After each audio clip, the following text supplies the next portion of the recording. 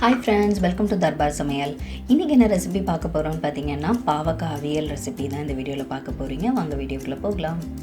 First பாவக்காய் எல்லாத்தையுமே எடுத்து நல்லா கட் பண்ணி நீளமா கட் பண்ணிட்டு உள்ள இருக்கிற வித்தை எல்லாத்தையும் எடுத்து வச்சுக்கோங்க. அதுக்கு அப்புறமா 2 வெங்காயத்தை வந்துட்டு நல்லா ஸ்லைஸ் பண்ணி வச்சிருக்கேன்.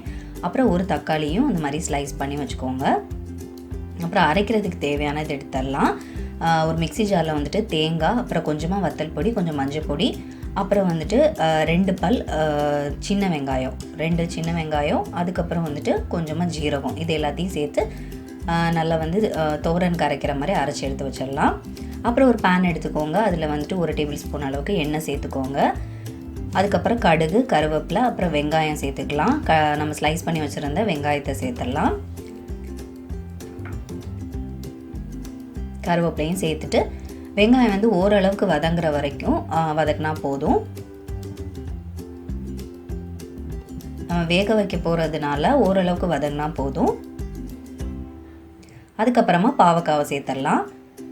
பாவக்காவையும் சேர்த்துட்டு நல்லா மிக்ஸ் பண்ணி கொடுத்துருங்க. அதை வந்து எண்ணெயில் வந்து கொஞ்ச நேரம் வதக்குனதுக்கு அப்புறமா புளி வந்து தண்ணி வந்து கரைச்சி அதை ஆட் பண்ணிக்கோங்க. புளி கரைசல் கொஞ்சமாக ஆட் பண்ணிக்கணும். அதுக்கப்புறமா தண்ணியும் சேர்த்துட்டு அதை வந்து நம்ம நல்லா வேக வச்சிடணும். இப்போ தண்ணி எல்லாத்தையும் சேர்த்தாச்சு. இப்போ அப்படியே வந்துட்டு குக் பண்ணிடலாம்.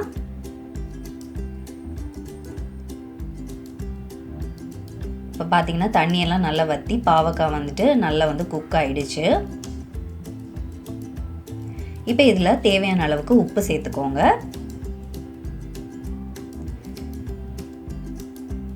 உப்பு சேர்த்து நல்லா மிக்ஸ் பண்ணி கொடுத்துருங்க.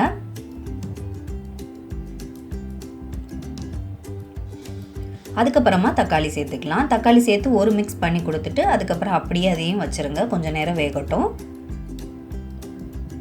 அதுக்கப்புறமா நம்ம அரைச்சி வச்சுருந்த தேங்காவை வந்து சேர்த்துடலாம். அதை சேர்த்து அது கூட நல்லா வந்து பாவக்காய் கூட மிக்ஸ் பண்ணி கொடுத்துருங்க. எல்லாத்தையுமே நல்லா மிக்ஸ் பண்ணியாச்சு. இப்போது நல்லா மிக்ஸ் பண்ணி ஒரு 2 நிமிஷம் இதே மாதிரி நல்லா வந்து கொதிக்க விட்டுடலாம் கொஞ்ச நேரம். உப்பு தேவைப்பட்டுச்சுன்னா கூட கொஞ்சம் ஆட் பண்ணிக்கோங்க. இப்படியே நல்லா மிக்ஸ் பண்ணி கொடுத்துட்டா பாவக்காய் அவியல் ரெடி ஆகிடும். ரொம்ப சிம்பிளான இந்த ரெசிபி உங்களுக்கு பிடிச்சிருந்துச்சுன்னா கண்டிப்பாக நீங்களும் ட்ரை பண்ணி பாருங்கள். தேங்க்யூ.